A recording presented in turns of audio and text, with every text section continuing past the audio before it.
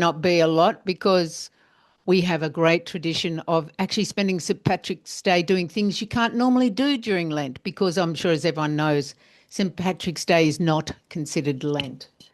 Um, and before we go much further, I'm going to acknowledge that I'm coming to you from Gadigal country.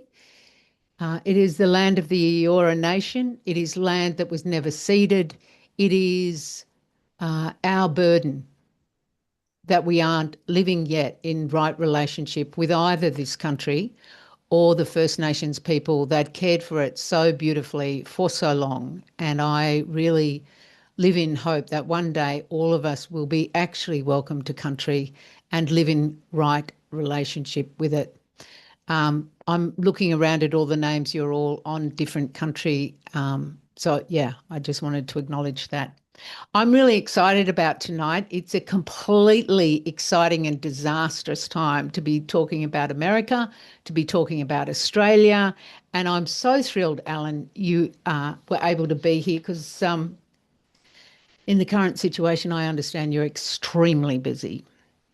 So, just to introduce Alan, for those who don't know him, Alan specialises in international and security policy development, political and security risk evaluation, policy analysis development, and negotiating the policy and politics interface, which is pretty hectic space these days.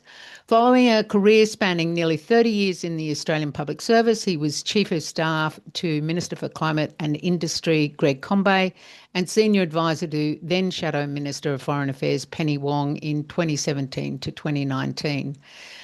He has published many books. He has a significant publishing record and is a respected commentator in both the electronic and print media.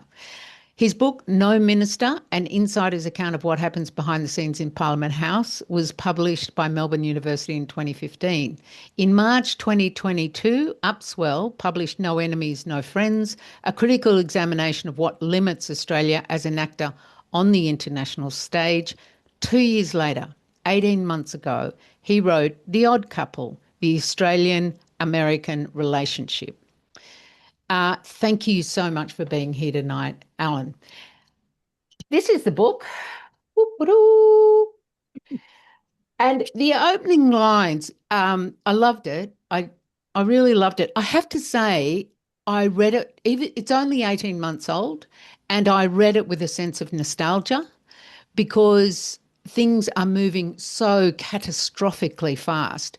But in the book, you are nodding towards all the way what we're now currently witnessing. But I want to read the prologue, the opening part, because it's strong and it lays a foundation. The most significant strategic risk facing Australia is the political and social collapse of the United States of America. America's strategic collapse would follow. Before we get to the actual book, Alan, what made you want to write basically a book about a relationship between two countries that started out as siblings and you could possibly argue has turned into a coercively controlling toxic relationship? But let's start with why you wanted to sketch it out for us. Well, thank you very much, Julie, for having me, and for all of you to be foregoing a gin and tonic in order to listen to something even more depressing than gin. I think what made me try to capture my thoughts about Australia and America is that for most of my public service career, I had something to do with the United States. At one point in my public service career, I was in effect the custodian of the policy dimension of our highly classified intelligence relationship with the United States via Pine Gap and, at that time, Narungga.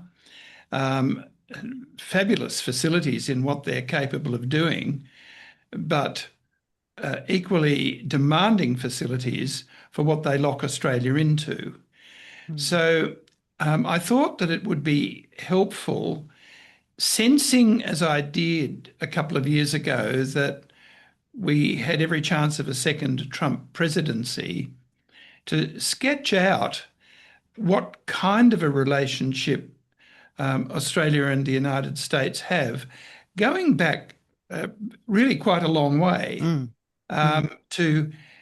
to portray it in terms of a kind of cultural and political inevitability, as I think it more or less has been, and then to try to identify the areas in which we can be truly complementary. And that was the tricky part of writing this book. But I needed to start it off with something that I thought might resonate with all Australians who have a strong sense of affinity with the United States. And that is that, in a way, without the United States, we would be on our strategic ownsome, and that is something for which we are totally unprepared in any sense, strategically, mentally, politically, spiritually, even. The idea that the United States isn't there to protect us or to be our friend, or however we might romanticize that relationship, is something that we are simply not prepared to consider. So I thought it was high time that somebody had a go at it, and hence the book. Yeah. So, it was great it was absolutely delightful to read the book. And I must say, I was really struck and kind of confronted by my own ignorance about America, frankly. And whenever I think of, because you talk about the racism that is such a curse for both countries because of their founding violence, really. But I was really struck because whenever people talk about American racism, in my mind, it conjures a picture of uh, African Americans and Anglo Americans, but you really detail what, of course, happened to the original inhabitants, the First Nations people of America. And I was struck by that. I was struck by my own ignorance, but also the parallels between the two countries is so powerful at that point. It is. I mean, we share quite a lot of common history, which is, I think, deep in our DNA. Actually, most of us are not aware of what happened in Britain in the 14th century. No, that's true. And yet, what happened in Britain with the agrarian reforms of the 13th and 14th centuries really shaped Britain to be the kind of country that it became in the 17th century and thereafter. That is, an industrialized country and a highly urbanized country. And with the very rapid urbanisation of Britain as it developed its industries, but particularly its heavy industries. So we had the really the forced removal of the inhabitants of much of Britain Mm. from rural hamlets and villages where they lived in reasonably close association with the land, actually, to cities where they lived in often appalling poverty, eking out miserable existences and turning to crime as simply a way of surviving. And I was quite aware of that history. I'd read about it in from various different angles during my time in the Commonwealth Public Service. By training, I'm not an historian, and that's probably clear to everybody who reads my writing. I am, if anything, a linguist and a philosopher. I did my studies in classics and philosophy, and then in classical Indian languages. And so I'm much happier writing about linguistic development than I am about sort of social and political development. And yet, curiously, if you don't understand social and political development, you don't understand linguistic development either. So we go back a long way in our common heritage, and as you say, Julie, quite properly, and I was very touched in your welcome to Gadigal country, because I completely agree with every word that you've said, that our inability to belong to our continent as distinct from owning our continent, which is what we think we do, joins us to the hip, at the hip, with the United States, who similarly can't imagine that they belong to that fabulous country where they all live. They think they own it and they exploit it as mercilessly as we exploit ours. They pay no attention to their Indigenous peoples, even less than we do. And God only knows we pay, in the language of technical sociology, bugger all attention to the deep belonging that Indigenous Australians have to the land. If we just had a little bit of that, we might be able to think of the way in which we live on our continent, the way in which we live with each other, and maybe the way in which we deal with really pressing existential issues like climate in a rather more sophisticated Mm, way. And mm, I hope one day we get there. But America's in the same boat. yeah. They're just as pig ignorant of how to manage their magnificent continent as we are pig ignorant of how to manage ours. So there are so many ways, Julie, that only being one of them, that the issue of race goes to the heart of the kinds of nations that both America and Australia are. Yeah. I don't, it's probably completely unfair, but as I was reading it, I did keep being reminded of the story of Cain and Abel. You know, like these two siblings who are adrift in the world, not at home where they live, really, and how each of them managed that story very differently. Mm. Um, so I suspect a lot, you know, given what we've seen over the last little while, as I said, 18 months ago this was written, and even reading it just 18 months later, it struck me as the good old days almost, because there was Biden in power, there was still, you were throwing forward to, don't forget Trump could be re-elected, don't forget, you know, but there was a sense in which the world kind of went, well, whew, that was a close shave, now let's get down to business. And then he came back. And we could talk forever about Trump's relationship with the world. And if ever there was a man who was exiled from his own self and his own family and his own country, it is Donald Trump. He is a man completely removed from reality, really. Um, we could talk forever about him, but what I would love you to talk about is the divergent paths both the nations have taken, because we do start out in a similar way, but America's a superpower, we're a sycophant, things haven't turned out well so much for either of us, really. And if you could talk about that kind of parting of the ways. Yes, the parting of the ways. I don't deal with that in extenso in this particular book, and at the end of the book, I do touch on the various avenues that we are inevitably going to have to employ if we are to make as much as we can in our own interests and in those of the United States, I might add, to reclaim a relationship which can work not only to the benefit of both of us, but to the benefit of the broad international community. And we will come back to that, Julie, because we Mm. do know where we're going to chart this.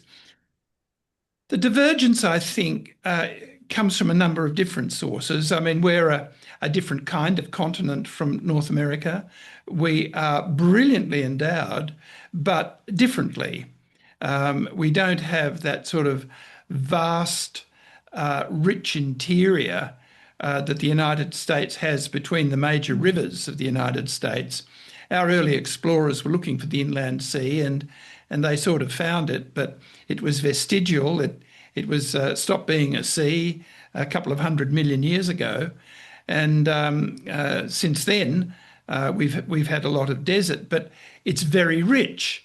as Paul Keating says, whenever something in the world suddenly becomes necessary, we'll find it in Australia because we're constantly struck in the arse by a rainbow. So whether it's rare earths or a very high grade iron ore, which the Chinese may be able to replace some part of it eventually from Gabon, but it's not going to be in the volumes of the material that we are able constantly to send to them, along with metallurgical coal, and that will be central to the way in which the human race continues to develop. I mean, it will perhaps decline a little bit in importance, but it will be still a central commodity for the way in which we all live. So we're differently endowed, and that actually explains some of the necessary similarities between us, because in many respects we're complementary economies. I think we also differ, Julie, and this is a point that I think you and I are probably very sensitive to. We've been talking about St. Patrick's Day. We're different too in the way in which our early settlers came here. Yes, the United States was settled by a group of thieves initially, poor people who'd stolen things in industrialising cities in Britain, but also they were peopled after the beginning of the 17th century by dissenters who were not having much of a good time in the internal religious battles of the United Kingdom. And so they brought with them a rather different set of religious values from the set that those who settled Australia brought. After the first fleet and the second fleet, we started to get a lot of Irish people coming to Australia, and with that, we were a much more Catholic country, divided and sectarian, of course, but where the major religious sects of Australia were able to coexist at least. And I mean, now we don't have a sectarian society really. So it was, I think, necessarily more tolerant than the Americans are of each other. And of course, we, except for a very short period, have never really used slavery as a major engine for the economy, such as the Americas used for 100 years. And we also had a somewhat different set of individuals, both from Britain and from Ireland. I'm descended from Irish rebels from the County Wicklow, and they came to Australia actually as political prisoners, not as criminals. That didn't satisfy Governor Bligh very well, so he sent Hugh Byrne off to the island out there in the middle of the Pacific, Norfolk Island, Norfolk, yeah. to have a terrible time. But he came back, and so now that I've got thousands of relatives descendant from an Irish rebel, and many of those relatives remain quite independent-minded people, I might say. Speak to me. Yes, exactly.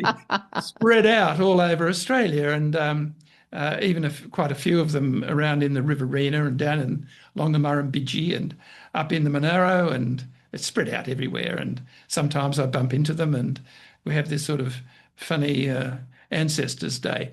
But that is one of the differences, I think, where we are divergent. We're politically divergent, but we're not fundamentally divergent in our basic institutions and structures.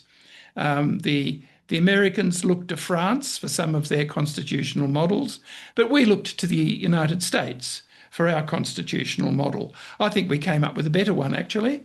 But theirs has been a strong constitutional model, a bit more subject, I think, to abuse than ours has been.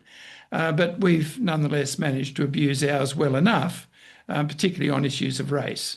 Both Indigenous race and white Australia race. So we have these divergences, but I think overall, Julie, the similarities, the elements in our deep DNA, which make it easier for us to deal with each other than most countries have in dealing with the United States or other countries have in dealing with us. There's a kind of an understanding that comes from some parts of a common heritage.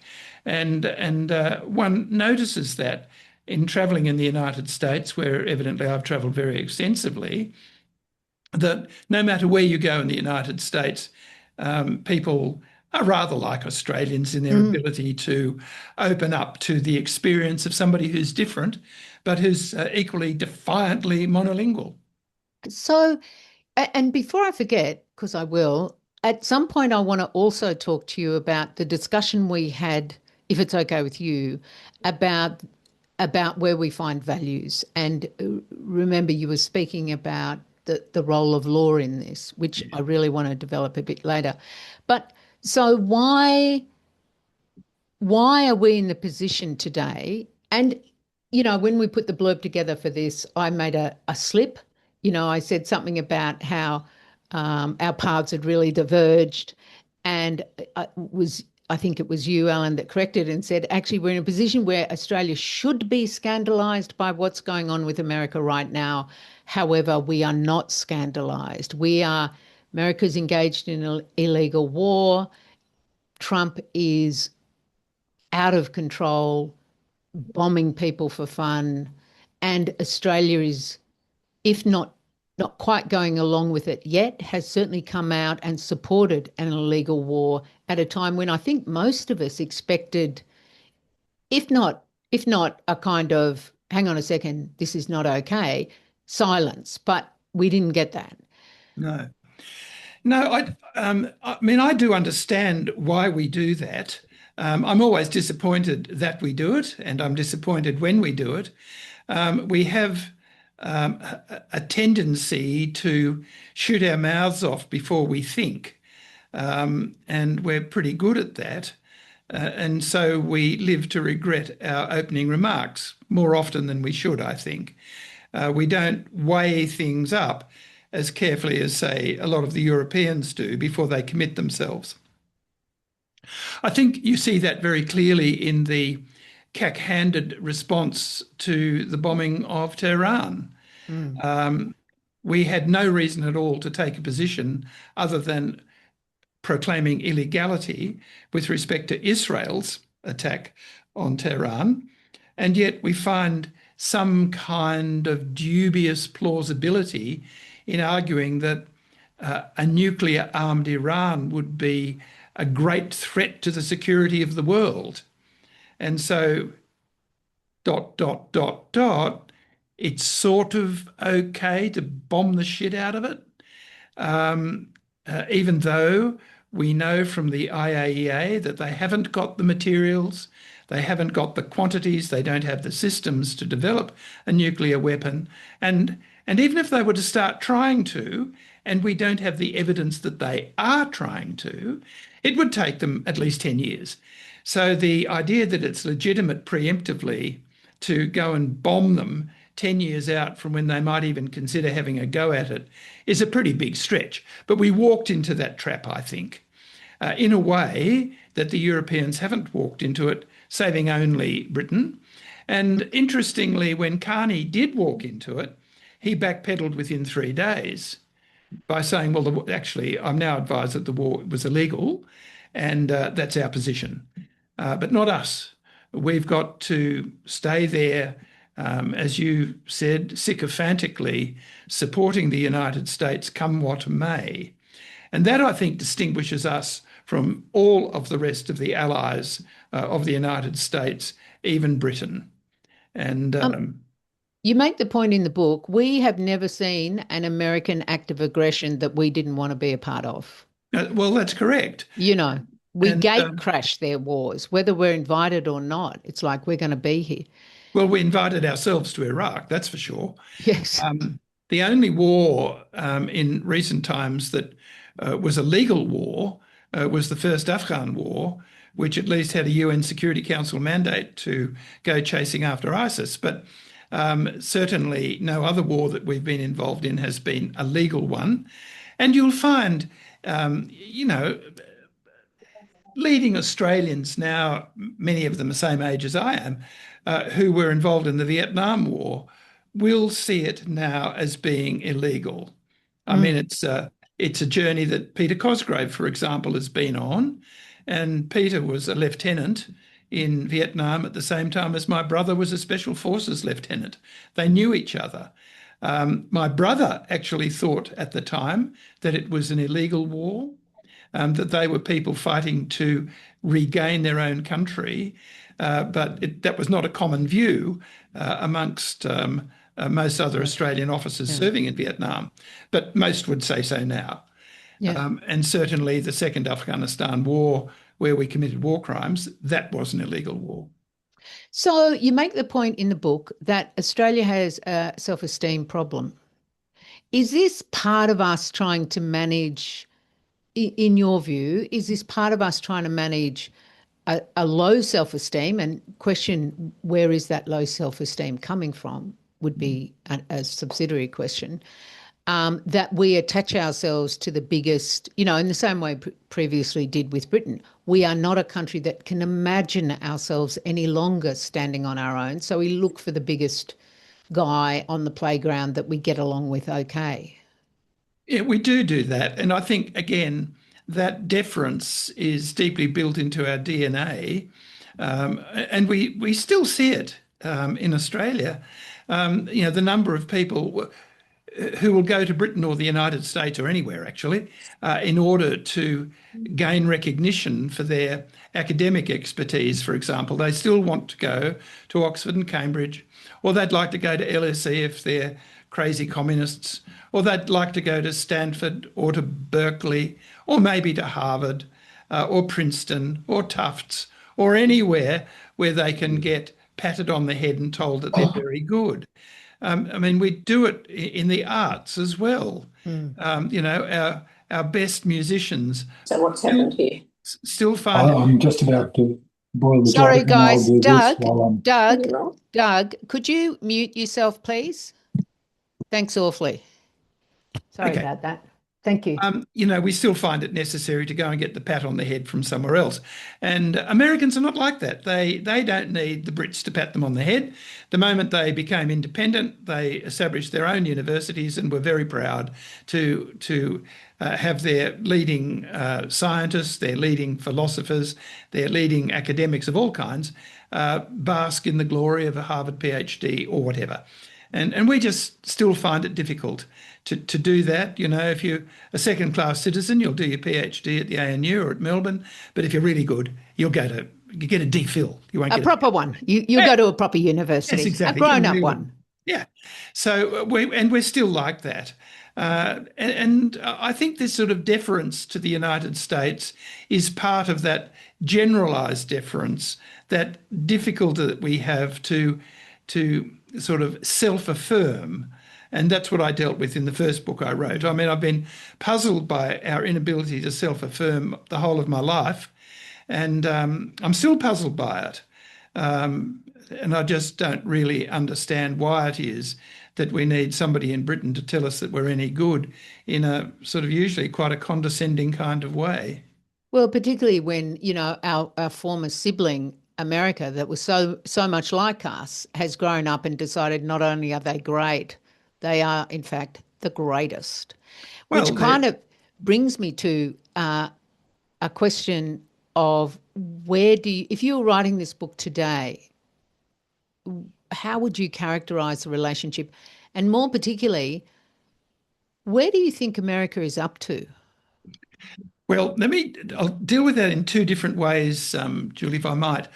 Firstly, if I were writing it now, I would be very, very much tougher on Australia, and I would be very much more prescriptive, I think, in setting out what I think Australia really has to do if it is to make the most of the opportunities that we have right now. I mean, we are in an opportunity-rich environment right now. We find it hard to see that because it's ugly, it's distorted, it's chaotic. But we have a once-in-a-lifetime chance to draw ourselves up and to look the Americans in the eye from the same altitude and say, we know how to do things better than you do. pay attention for a change. We've got some really important things to tell you about how you can operate your courts, how you can operate your political system, and how you can operate your society. Yeah, we're not perfect. We're not as advanced a society as we'd like to be. We need to be more inclusive. We need to be less racist. We need to be far less misogynistic. But boy, oh boy, you guys are held back by this in no Trumps, and I mean no Trumps, because until you get no Trumps, you won't be able to do anything about it. But the really important thing is that we've got a lot to offer. I'd be much more prescriptive about that, and I would be strongly encouraging not only our political leaders, who are as weak as piss in my view, but also our thought leaders, our cultural leaders, our academic leaders, our business leaders, all of them, to be much more assertive in their abilities to say to Americans, particularly, hey, we know a lot about a lot of things, and you would do very well to listen to what we've got to say. I mean, most Australians don't know at the moment, for example, that I think we've got investments in the United States which are about 1.5 times the size of our GDP. And most of this driven, of course, by the fact that we are a very unusual country in having a national superannuation scheme. And that money, which is accruing at an enormous rate, much of it is prudentially invested in the US, as it should be, because directors have duties to make sure that the money is properly invested and properly managed. And the US court system is a reliable court system in a way that, for instance, the Chinese court system is not. So Sure. we've got a lot of things that we're deeply invested in. Americans have no idea about how much we've invested there. And of course, over the next 20, 30 years, we're going to have multiples of our GDP invested in the United States and in other countries as well. That's really significant, Julie, and yet we don't bring it to the table. My friend Greg Combay does go to the United States because he's the chair of the biggest super fund, super investor. And he says that when he goes to New York, everybody's quite keen to meet him because he's got money. Yeah, cashed And, up. and we know how to invest it. We're good at it. So that we've got to have a bit of that confidence in dealing with the United States across the board. And I think I'd be much more prescriptive there. By the same token, I would be much more directly critical to the United States of their deficiencies, much less forgiving of it. I think that particularly their deep inability to deal with race is a critical flaw in their ability to be a great nation. And equally, their really deep inability to deal with what we might describe as equity and equality issues beyond race is a massive Achilles heel for the United States. So their politics are based on excluding not just race, but also gender. They have a concept of power which is not one that liberates the human being, but one which controls it. And this goes back, I think, to their founding fathers and religion. They have a concept of God, which is the God of power and might. Most Australians, to the extent that they've got a concept of God at all anymore, it's a God of compassion, and it's a God of love, because that is the great stream that we've got from our version of the Christian churches. Ours are not the fundamentalist churches that drive much of the religious argument in the United States. Ours tend to be the churches of the immediate pre and post Reformation, which, for all of the differences we think we see in them, they're not that different at all, really. Yeah. Though, I mean, just on that, our kind of religious inheritance from Ireland, certainly foundationally, is a much more shambolic kind of a God that has to be more easygoing because understands we're all a bit of a mess, but we're all in this together kind of thing. It's a far more tribal, for want of a better word, sense of God than the kind of more neoliberal idea of the evangelist. God wants you to be rich, you look after yourself. I mean, which is embodied. I mean, we're seeing it acted out now. The horrific idea sweeping through American evangelism right now that it's a beautiful thing what's happening in the Middle East, Yeah. because at some point there'll be a nuclear exchange. Everyone dies except the 448,000 who disappear in the rapture, and this is God's plan. I mean, please, I'd rather the God of the Taliban than that. Seriously, brutal guy. Well, maybe I'm not sure I'd go quite that far, but Trust me, I always will go that far. I think that shows real bravery, and I don't have it.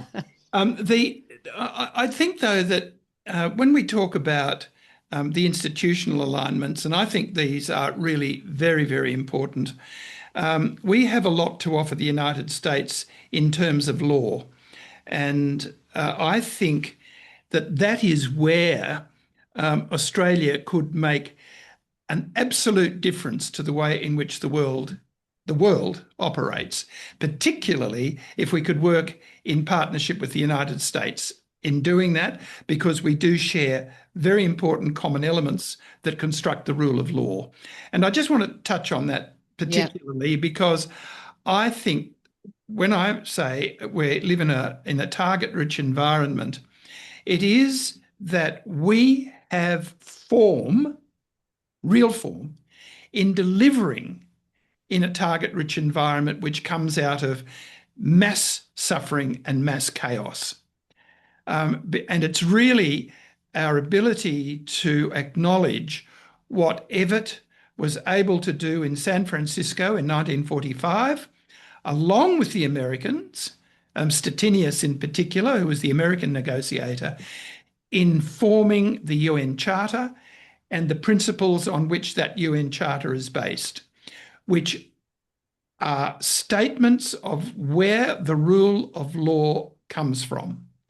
And the rule of law comes from not the Gospel of St. Matthew, though I think some would like to argue that that's where it comes from, but it actually comes from the fundamental insight that the humanists had, European humanists, but also some of the British humanists, in recognising that the fundamental principle that drives equality is that all human beings have value and dignity by virtue of their shared humanity.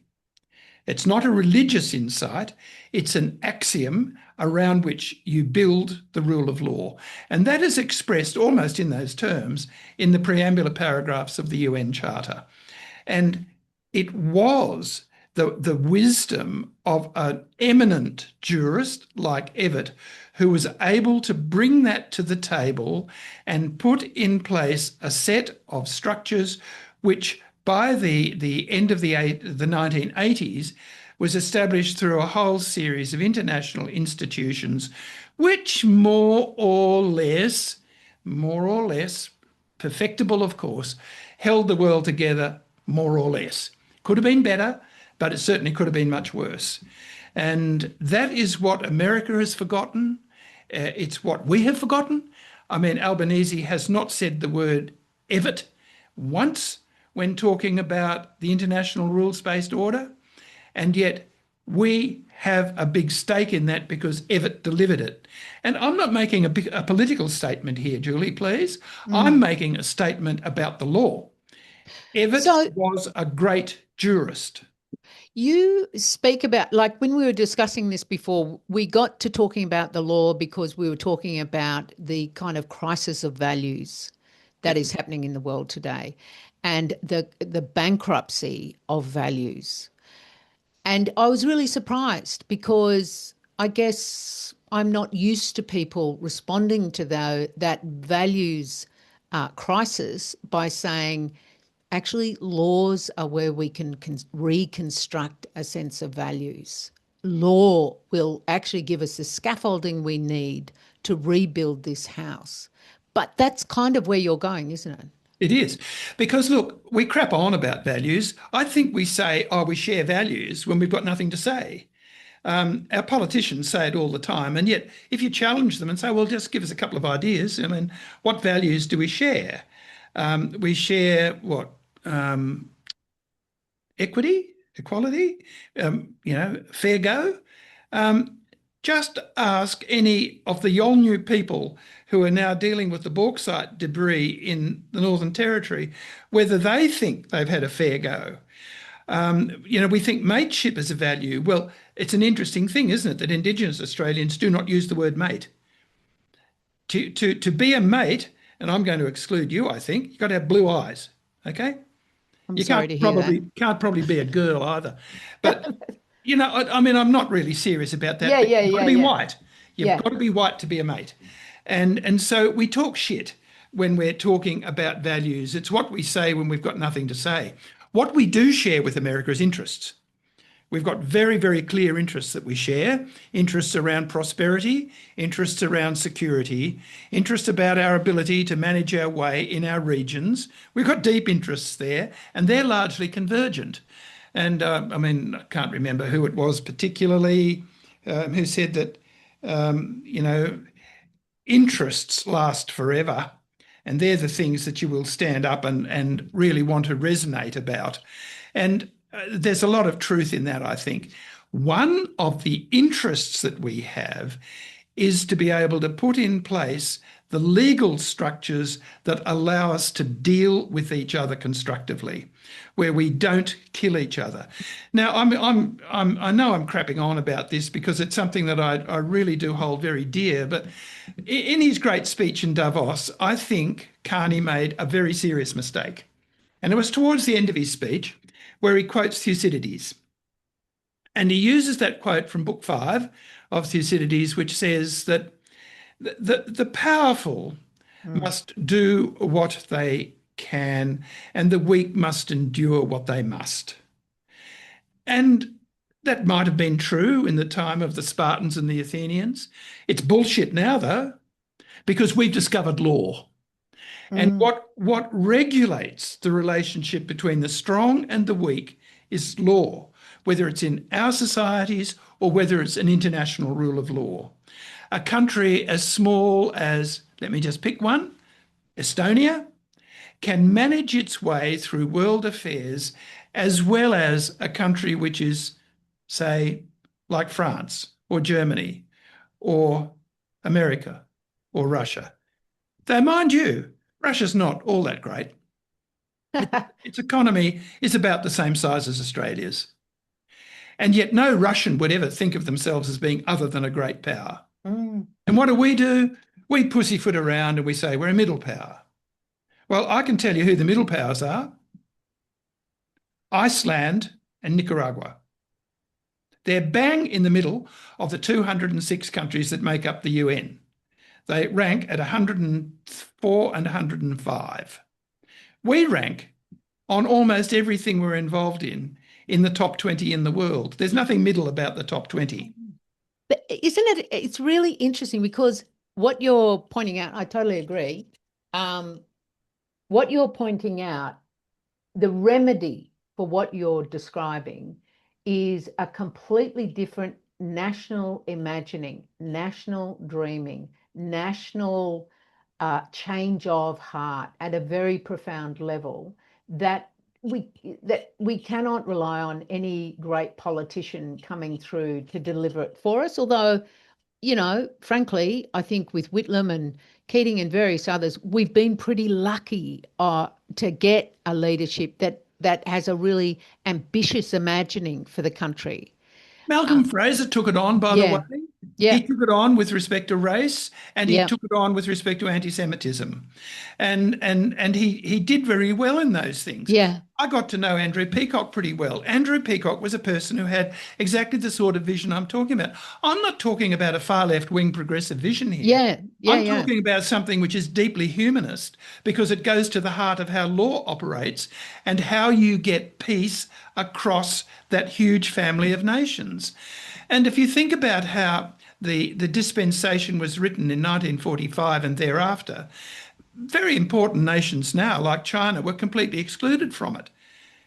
I mean, the people who were carrying the pen for the Chinese were the remnants of the Chiang Kai-shek regime. That's right. Yeah. So that, you know, in a fundamental sense, the People's Republic of China has not been really part of that community of nations. I mean, it's inherited the mantle, of course, and it's a member of the P5, but it wasn't involved in writing the original rules. And I think it's really important that we not chuck out what we've done previously, but we re engineer it in a way that is contemporary, that recognises a world which is so fundamentally different now, not just because we've got a whole set of other powerful countries, but because we have a body of law with which we are familiar, which regulates that relationship between the strong and the weak, between the rich and the poor, between the north and the south.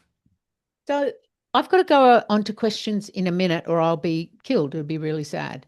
But before I do that, we were talking at work today about how the extraordinary creativity and imagination that came out of the devastation of the Second World War in the UN, in all sorts of magnificent structures that stopped us killing each other. And I was wondering, is it possible, is it is it possible to build on that structure that looks like it's teetering just for today? Is it possible for us to make these kind of renovate and reinvigorate these structures without going through something as catastrophic as what the world went through in the Second World War? We didn't know the answer to that. Perhaps you do, Alan. I don't, but I've got a sort of a glimmer of where the answer is, or where we'll find it. There are those who say that they're realists and that power will determine everything. I think they're lazy because I think we have discovered law, and that if Thucydides had known about law, he might have written Book Five slightly differently. And certainly Woodrow Wilson had the Wilsonian view Mm. of how the world might be able to contain itself around forms of equality and forms of the proper distribution of power across the globe. And people found it very convenient. I mean, Kissinger and people like that say, oh, well, it's only about power. Well, it's not actually, because the United States could well find itself a diminished country, that its power has been dissipated by a form of stupidity which nobody ever believed it would indulge in, and that is its inability to garner the authority which its might gave it during the period of Eisenhower and presidents after that.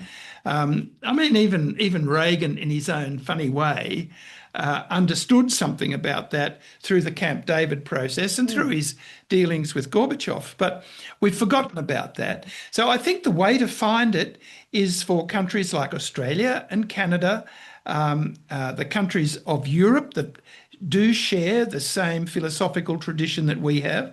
And when you put them together, Julie, there are 50 of them.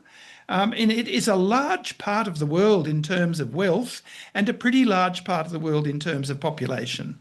And talking to them and getting people to come to an agreement that it is a better thing to respect each other, notwithstanding differences, than it is to want to go and clobber each other because you represent evil and I represent good. And frankly, it is that a very stark binary, which goes down to the fact that we resort to the use of armed force rather than resort to the use of the brain to identify what problems are and then to resolve them. Melanie Klein called that the paranoid schizoid position that we are currently occupying. It's the most primitive psychological condition in our brain. But you Okay. see, I take the view that roses are red, violets are blue, I'm a schizophrenic, and so am I. Very good. So I have questions for you now from other folks. Alan, in the afterward of your excellent analysis of The Odd Couple, you conclude with reminding us of the remarkable movie On the Beach. Yes. Oh, that's right. How close do you think we may be to nuclear Armageddon, particularly noting President Trump's assurance today that Israel won't use nuclear weapons against Iran and that so many of his statements are not true? Well, there are quite a lot of aspects to that question. Um, Let's just stick with the question about do you think we're close to a nuclear exchange? yes. Oh, Um, how I to think wreck we're dinner. we're much, much closer to a nuclear exchange than we have been in my lifetime so far. And of course, the nuclear weapons were used just before I was born. So we haven't had one used in my lifetime. But I think we're much closer to nuclear use. And I think that for two reasons.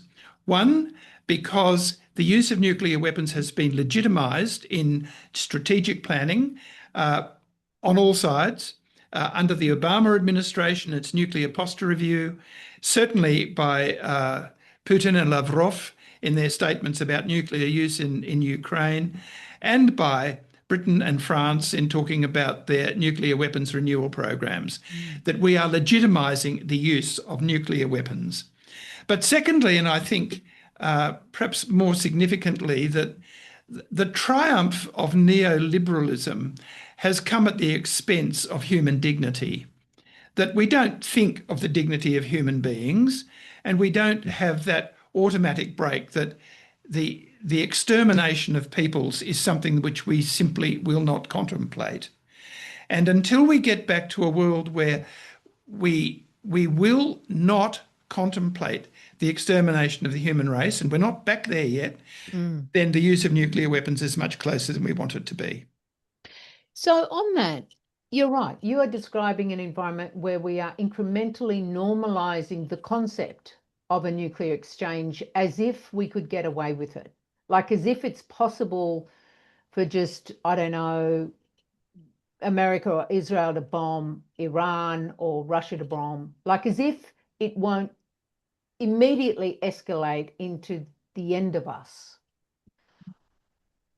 What do you think our role is as people engage with civil society in telling us, in fighting back the normalization of that? Like, I remember the 80s, I remember Greenham Common, I remember people being utterly horrified at the idea that nuclear weapons could be used. And normal common garden type folks would be horrified by that use. But it is like an 800-pound gorilla that we think we've tamed and we're getting quite comfortable around the house with. So, how is it possible, do you think, to reverse the process of normalisation? Yes, I think it is. We have got to be proud of the fact that we can say all of us are equal by virtue of our shared humanity. We've got to be really proud of it, and we've got to start there in our discourse. All of our public discourse has got to start there. And when the realists and power hungry jump up and say, oh, that's just romantic bullshit, we've got to look them in the eye and say, well, which part of that sentence do you disagree with?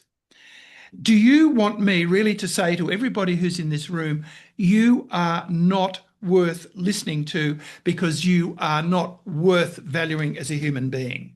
And if that's your view, please piss off. You don't need to be in here. You need to be in here if that's your starting point. And it's not to say that it can't be their starting point. Of course it is, because they'll think it's all right for them. But they will be arguing, as Trump would argue, that it's not all right for people in Tehran. But we've got to understand that that is where we all start from. And I think to be proud of that, it's sort of like saying, well, what's wrong with liking little babies? Is there something wrong about that? Because what you're talking about is the willful extermination of people who can't defend themselves. Do you think that's okay? Do you think the word collateral is a nice word simply because it doesn't have you engage with the humanity of the person who is the victim and who dies? I think we've got to bring that back as the starting point of any ethical discussion that we have, because fundamentally everything is about ethics. The other thing That was wonderful. Thank you. I totally agree with you. And I don't know how we do that, except that I do know every one of us has an obligation to do that wherever we are, whoever we're talking to, however we're communicating. That's our, because part of the deal of being recognized as a human being inherently of value is a responsibility as a human being that is who is inherently valuable to actually make that case for all of us. Yes. It is a very much a shared responsibility that absolutely none of us can dodge. Um, I'm really aware there are more questions, and I'm really sorry we have run out of time. Just before I finish, the other thing I loved about the book that struck me, and I would really encourage everyone to read it, apart, it sounds very heavy. It is a delightful read, and you will get to the end a lot smarter than you were at the beginning. That is always a plus, I think. But the other thing I really loved about it is you believe in diplomacy, don't you? Oh, yes. Look, diplomacy is the use of the brain to create outcomes that everybody can live with. It may not be the preferred one, but it's one that they can either tolerate or live with or like. And there's always got to be give and take. That's the nature of diplomacy. And it is far preferable to beating people over the head and killing them. I mean, I don't know how many of the people who are listening to you and me talk about this, Julie, are subscribers to Pearls and Irritations. But there is a piece in today's PNR, I think it's today's, which is of all things, Frank Brennan's Sunday sermon from last Sunday. And I don't normally quote sermons. Frank is a very good friend of mine and I like him very much and admire him enormously. He cites the Cardinal Archbishop of New York.